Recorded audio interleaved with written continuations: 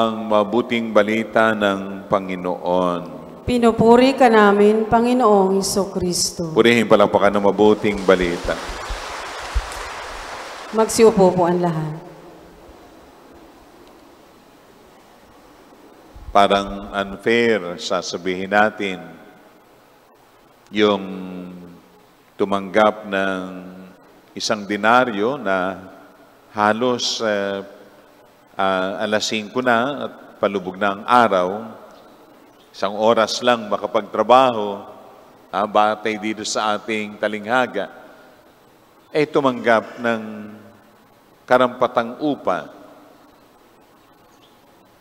Pero kung titingnan natin dun sa maghapon nagtrabaho, ano ba yung kanilang pinagkasunduan? Ano yung pinagkasunduan ay hindi. Ang pinagkasunduan ay, okay, tatanggap kayo ng isang denaryo. Meron bang mali? Naging unfair ba ang nagpagawa sa ubasan? Ang may-ari ng ubasan? Hindi. At yan ang pinakikita sa atin sa nasabing talinghaga. Ang Diyos. Unfair? Sabihin natin, God is unfair. Kuya Boyet, sa tingin mo. Kuya Elmo. Kuya Lito. Kuya Raul. Sabihin mo nga kung unfair ang Diyos sa iyo. Sa atin, sa bawat isa, sabihin nyo lang sa katabi, God is so fair. Palakpakan natin ang Panginoon. Bakit? Ang titingnan natin dito, ang pinakatalinghaga, ang kagandahan ng kabutihang loob ng Diyos. Sabihin mo, kapatid, ang Diyos ay napakabuting loob. Isipin po natin lagi yan. Napakabuting loob ng Diyos. Ang tingin sa atin, pare-parehas lang. Pare-pareho. Una kang dumating o nahuli ka bang dumating? Ang mahalaga, dumating. Ang mahalaga ay iyong naunawaan kung bakit ikay tumatawag sa Diyos, kumikilala sa Kanyang pagka-Diyos. Ang mahalaga ay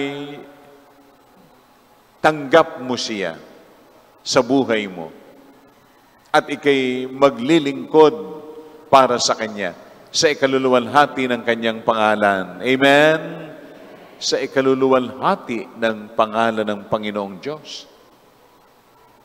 Kaya napakaswerte po natin mga Kristiyano na ang ating Diyos na kinikilalay, Diyos na napakabuting loob sa atin.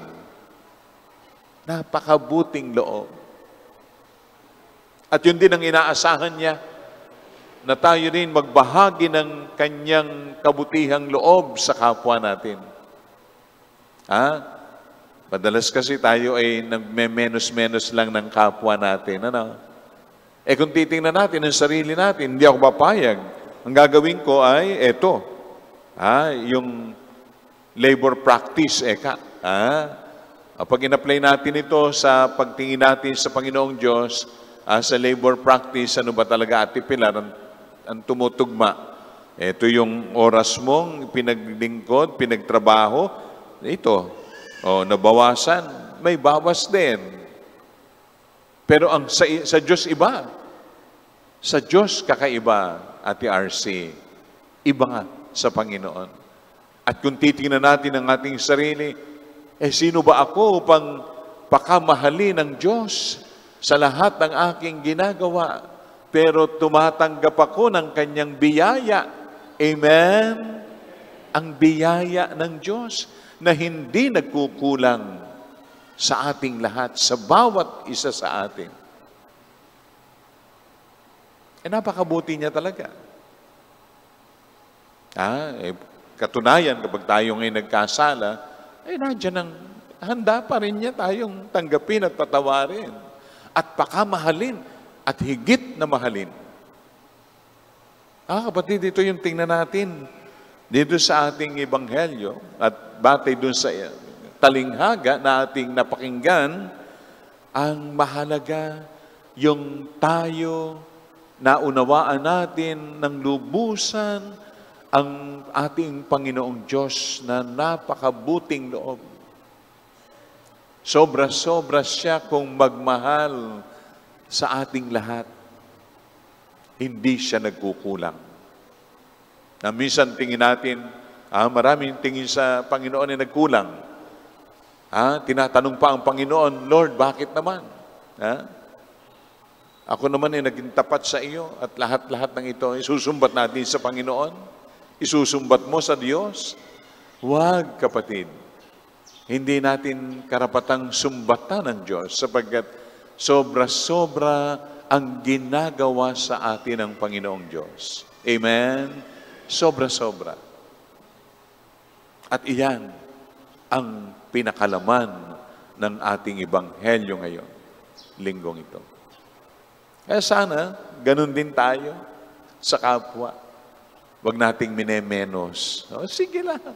Magandang loob tayo sa ating kapwa. Mabuting loob tayo sa ating kapwa. Minsan kasi, depende na sa ating tinanggap yung ating pagmemenos sa ating kapwa. Hindi yan ang sa Diyos. Ang sa Diyos, tumulan tayo sa Kanya. Ay, yung kabutihang loob, mag-uumapaw yan. Kaya ngayon nag-uumapaw na kagandahan at kabutihang loob ng Diyos, tayo yung sumasalo, nananagana.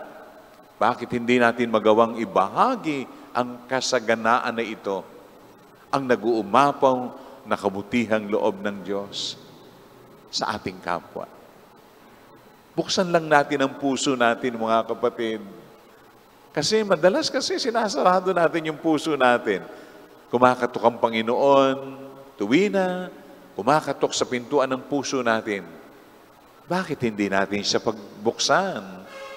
At nang sa gayon, ang kabutihang loob ng Diyos na nag-uumapaw sa atin, ang siya ring ating maibahagi ang nag-uumapaw na kabutihang loob na ito ng Diyos. Sa gayon, luluwalhatiin natin ang Diyos sa lahat ng ating ginagawa. Luwalhatiin natin, mga kapatid ko, ang Panginoong Diyos sa bawat sandali ng buhay natin. Ang makita natin ang kapwa natin, kung paanong tinitingnan ng Diyos, ako at ikaw, tingnan natin ganon ang ating kapwa. Ibahagi ang kabutihang loob ng Panginoong Diyos. Amen.